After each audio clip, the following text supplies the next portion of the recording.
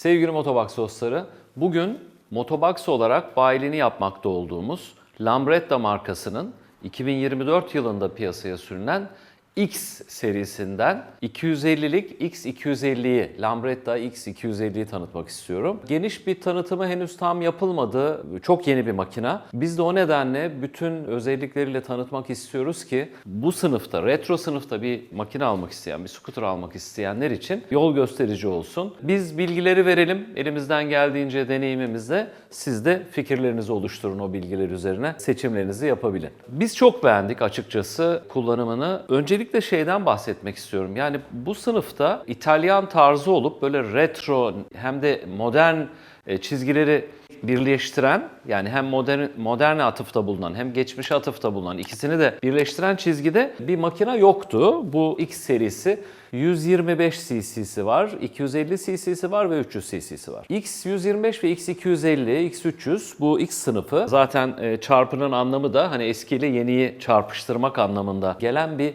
model kodu kullanılmış. Şimdi Innocenti ailesi, yani Lambretta'nın kurucusu, işte 1947'den beri zaten var olan bir makine. İtalya'nın işte Vespa ile birlikte Lambretta çok uzun yıllar üretilmiş, işte filmlere konu olmuş. Hatta geçmişiyle ilgili filmlerin çekildiği, birçok biyografiyi görebileceğiniz, birçok eski filmde arka fonda izleyebileceğiniz modelleri de içeren bir marka. Yeniden canlandı son 10 senede ve Innocenti ailesi, markanın sahibi olan aile özellikle bu X ve G serilerine çok büyük özen gösteriyor. Geliştirilmesi 2-3 yıl falan sürdü. Yani biz 2021'den beri biliyoruz çıkacağını ama 2023'te çıkamadı, 2024'te çıktı bir takım detaylarla beraber. Üzerinde çok çalışılmış bir makine. Aynen rakibi gibi, yani Vespa gibi, bu da Tayland'da üretiliyor ve makine 244 cc'lik bir makine var X250'nin üzerinde. Benim şahsi fikrim bu tabii. Muhtemelen Vespa GTS, ki çok pürüzsüz bir motordur o da, Dagı'da kullanılan, asıl Peugeot kökenli olan 250'lik bir makine var üzerinde. Çünkü hem tork değerleri hem beygir değerleri 6500 devirde 23 Nm tork veriyor. Çok benzerler. Yani bu makine gerçekten sınıfında performansıyla çok özel bir makine olacak. Ben öyle tahmin ediyorum. Kendi fikrimi sorarsanız, yani 23 Nm torku ve 22 beygir gücünü 1.37 wheelbase'de, yani her iki tekerin arasındaki 1,37 m olan aralıkla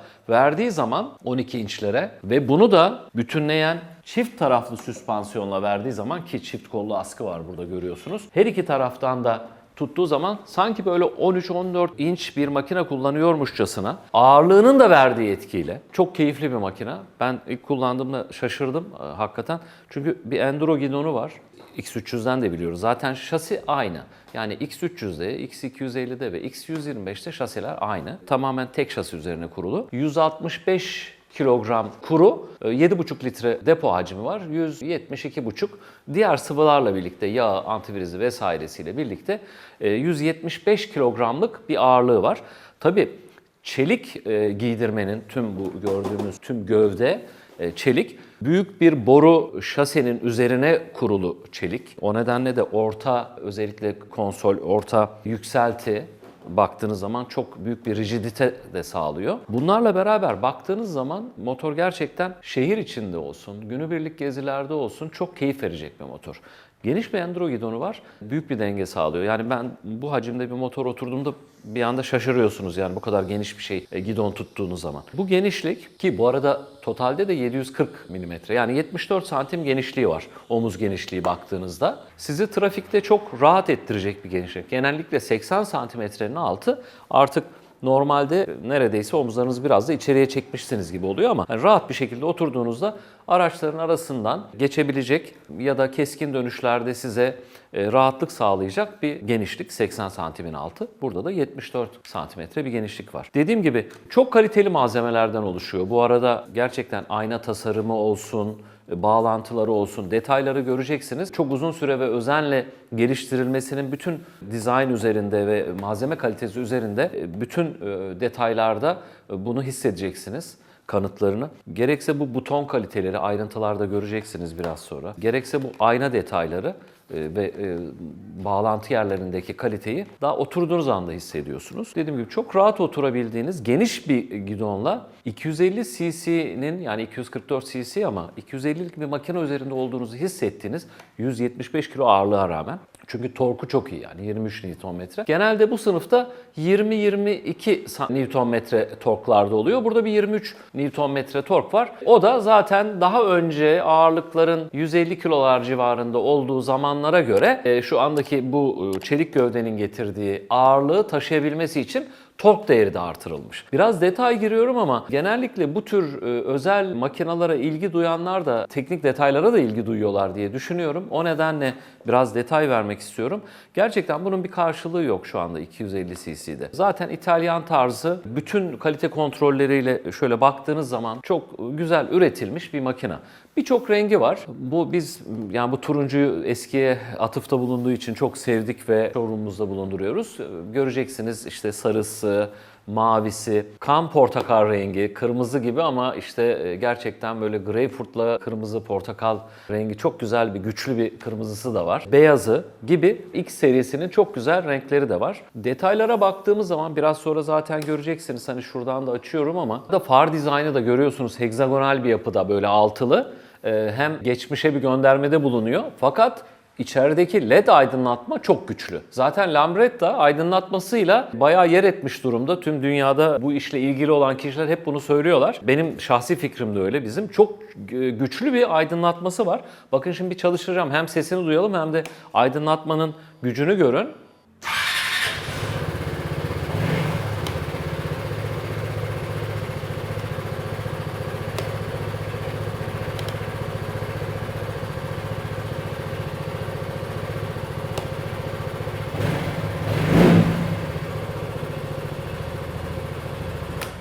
Hem çok güçlü torku hissettiren bir sesi var. Gerçekten tabii şimdi kapalı alandayız. Tam gerçekteki gibi olmuyor kapalı alan. Bütün detaylarıyla çok şık, yakından görmeniz gereken bir scooter. Ben şöyle teknik detayların üzerinden yine ilgili olabilecek kişilerle ilgili hani biraz detay vereyim. Tanıtım tam yerini bulsun. Şimdi en önemli özelliği bu sınıfta pek görülmeyen her iki tarafta da biraz sonra detaylarını da zaten detayda da çekeceğiz. Süspansiyon sistemi. Gerçekten üzerine çalışılmış. Yolda durduğunu ve virajlarda yere nasıl bastığını çok hissettiğiniz bu rolling dediğimiz akışı nasıl sağladığını böyle çok rahat aktığını hissedeceğiniz bir makine. Özellikle deneyimli kullanıcılar bunu takdir edeceklerdir kullandıklarında. Bu detay çok önemli. Üzerinde bu arada IRC marka Japon lastikleri var. Çok güzel lastikler var. Çok yumuşak hamurlu. Bu IRC güzel bir marka. X serisinde IRC kullanılıyor. Hem yay olsun hem arka tarafta preload'a yani ön yüklemeye izin veren iki tane yayı var. Her iki taraftan yine süspansiyonu var. Güzel bir süspansiyon yapısı var. Özellikle ön süspansiyon gerçekten ayrıntılarıyla üzerinde durmaya değer bir ön süspansiyon. Zaten gelirseniz eğer scooter'a biz bizzat ayrıntılı çok anlatmak isteriz. Keyifle de anlatırız. Şimdi burada non-flex dediğimiz bir yapı var. Bu Lambretta'nın neredeyse alameti farikası. Çamurluk sürekli sabit kalıyor. Yani tekerimiz dönüyor. Farla birlikte direksiyon şeyi ama burası non-flex yapı, gaga sabit. Buradan yeniden arka tarafa doğru gelmeden önce 220 mm hem önde hem arkada 219 mm. Yani 22 santim çapında bir disk var ve ABS tabii. Bu arada hem önde hem arkada ABS var. Her ikisi de disk ve ABS. Bu nedenle frenajı da gayet standartlarda işte Euro normlarının belirlediği standartların üzerinde hem güvenlik açısından hem yola tutunma, viraj kabiliyeti açısından süspansiyonun yapısı itibariyle çok güzel bir iş çıkarmışlar. Detaylara yine bakacak olursak dediğim gibi biraz önce söylemiştim her iki tekerin arası wheelbase yani aks aralığı 1 metre 37 santim. 1 metre 50 santimin altında ciddi bir çeviklik oluşuyor. Yani hem ağır, enteresan bir şeyi var yani ölçüsü var. Hem ağır bir makina 175 kilo ile basıyor hem de kısa bir aks aralığı var. Bu nedenle de çok çevik ve robust yani yere çok sağlam basan size o güveni veren bir scooter. Özellikle hem deneyimli skutercıların keyif alacağı hem de yeni başlayanlarda da belki X250 değil ama X125'te de bu ağırlıkla birlikte kendini güvende hissedebileceği bir scooter burada. Yani tabii bence en önemli tarafı da yan özellikle göreceksiniz profilden. Bu detayda asimetrik dizaynı olan hem asimetrik dizayna sahip olup hem böyle 70'li yıllara vurgu yapan, gönderme yapan, hem bir yandan modern çizgileri bir arada içeren bir retro scooter, neo retro diye geçiyor. Scooter yok. Üzerinde deri ve güderi karışımı çok güzel bir sele var. Yani gerçekten İtalyan işçiliğinin konuşturulduğu. Üzerinde bir lambretta işlenmiş arka tarafta. Artçının oturduğu yerde bir lambretta işlemesi var. Çok şık. Kaymaz bir sele. Bu arada önde oturan kişinin arkasını çok rahat, yani ergonomik açıdan da baktığınızda çok rahat dayayabileceği bir alan oluşmuş. Böylece çok iriyseniz bile çok rahatlıkla sırtınızı dayayabileceğiniz, uzun yolda da ileri geri kaymadan rahat oturabileceğiniz geniş bir sele yapısı var. Bu arada indireyim aşağıya, yani görüyorsunuz ne kadar sert olduğunu. Öncelikle bu indirdikten sonra ilk göstermek istediğim şey şu: öndeki kolların nasıl yere tutunduğunu, lastiğin yere tutunmasına ne kadar yardımcı olduğunu dışarıdan bile hissedebileceğiniz materyal kalitesiyle çok güzel bir yapı var. Bununla birlikte ayaklarımı yere koydum, görüyorsunuz 790 mm, yani 79 santim. Çok rahatlıkla 1.70'in altında boylarda bile rahat oturabileceğiniz, genelde çünkü 81-82 santimetreler yükseliyor. Burada 79 santimetre gayet rahat oturabileceğiniz, ayaklarınızla, her iki ayağınızla basabileceğiniz, ben 1.77 boyundayım, rahatlıkla basıyorum, oturabileceğiniz bir size alan sağlıyor diz mesafesi açısından. Yan ayağı tabii ki açtığınızda, bu arada her bir detayına gerçekten çalışılmış. Yani yan ayağın kalitesi, bağlantıları bile çok şık. Zaten ortada bırakılmış hiçbir civata yok. O açıdan da çok güzel. Havalandırma, burada ögeleri görüyorsunuz. Hem motorun rahat çalışması için hem de bir yandan da dizayn olarak da çok şık. Bir yandan da bu Lambretta'nın arka tarafta biraz sonra göreceksiniz detaylarında özellikle arka stop yapısı çok şık. Siyah çerçeveler var. Bu X serisinde genelde siyah konturlar, böyle çerçeveler kullanılmış. O nedenle daha koyu füme bir camla da, küçük bir camla da, ön siperlikle de çok güzel görünüyor. Burada gördüğünüz gibi sinyaller, led aydınlatmalar çok güzel bütünlüyor bu hegzagonal yapıyla. Siyahla çerçevelendiği için de kendi kendisini çizmiş oluyor. Çok şık bir görüntüsü var. Burada sportif bir GT yan şeridiyle birlikte de motorun kendi kodunu gösteren, X250'nin kodunu gösteren yazısıyla sportif dizaynlı bir makine. Burada selede açtığınız zaman da biraz sonra yine detaylarda göreceğiz. Her iki taraftan bağlantısının ne kadar kaliteli olduğunu da yakından görmeniz lazım. Bununla beraber depo hacmi dediğim gibi 7,5 litre. Burada detaylarda göreceğiz. Metal bir kapak var. Hiç ucuza kaçılmamış bir makine. Açtığınızda kutusunun içinde de biraz sonra zaten bakacağız. Uzaktan çalıştırmaya müsaade eden, daha doğrusu cebinizdeyken immobilizer'lı bir anahtar setimiz de var. Anahtar cebinizdeyken rahatlıkla çalıştırabildiğiniz seti olan, çok şık bir şekilde yine bütün İtalyan detaylarını içeren birçok ayrıntıya sahip. Bunların hepsini yakından görebilirsiniz. Bu arada arka tutamakları da buraya selenin altına gizlediklerini görüyoruz. Rahatlıkla buradan tutabilmek için. Ama çizgiyi bozmamak için de dışarıya taşırmamışlar. Bu da çok şık bir detay. Avadanlığı vesaire hepsi içerisinde.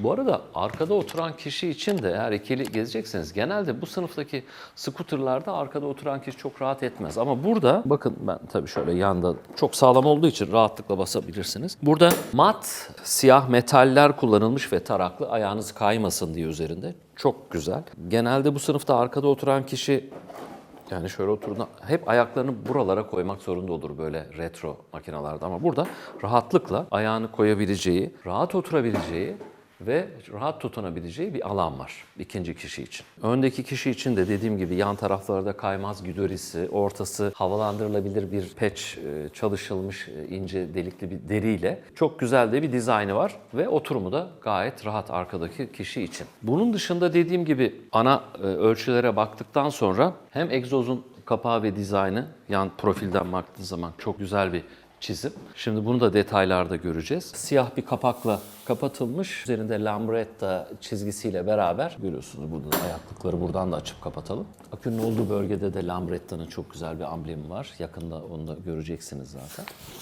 Çok şık bir makine. Dediğim gibi birçok rengi var. Turuncu, işte kırmızıya yakın, mavi, beyaz, birçok rengi var. Bütün bu özelliklerin içerisinde X250'de dediğim gibi güçlü bir tork, 23 Nm, 22 beygir gücünde sizi hem şehir içi hem otoban süratlerini rahat çıkarabilecek, sizi 110-120 km hızlarla çok rahat sürekli kullanabileceğiniz, sıkıştığınızda 130 km hızlara çıkabileceğiniz, Euro normlarını karşılayan, 100 kilometrede de muhtemelen yine standartlarda gördüğümüz kadarıyla Avrupa'daki fabrika verilerinden ve Avrupa'daki testlerinden 3,5 litreler civarında yakan, böylece sizi 200-250 kilometre sınırında bir depo hacmiyle 250 kilometreye kadar kullanabileceğiniz bir depo sunuyor, hacim sunuyor. Bütün bu ön taraftaki dediğim gibi çelik muhafazanın getirdiği etki, şık detaylar, ama bunu bütünleyen en güzel şey bence X250'de arka stop. Arka stop tek bir parça. Yine Lambretta'nın kendi logosuna atıfta bulunacak şekilde burada ince detayları var. Tek bir parça yanıyor. Büyük bir kare. Sağda ve soldaki sinyaller de yine aynı şekilde stopun içine gizlenmiş durumda. Bunu da zaten ayrıntılarda biraz sonra göreceksiniz. Dediğim gibi yakından gelip görmeniz gereken, detaylarına dokunmanız gereken, bence bu sınıfta 250 cc zaten yok bu sınıfta. İtalyan bu iki markadan bir tanesi. Buradaki özellik her iki tarafta da süspansiyonun olması ve bu süspansiyonu da yakından gördüğünüzde göreceksiniz ne kadar büyük bir güvenlik sunduğunu, aksıyla birlikte, çift aks koluyla birlikte. Disk frenleriyle, ABS'siyle uzun süre klasik olarak tutabileceğiniz hem de günlük kullanabileceğiniz çok şık bir makine. Yakından tanımanız için sizleri Motobox'a bekliyoruz.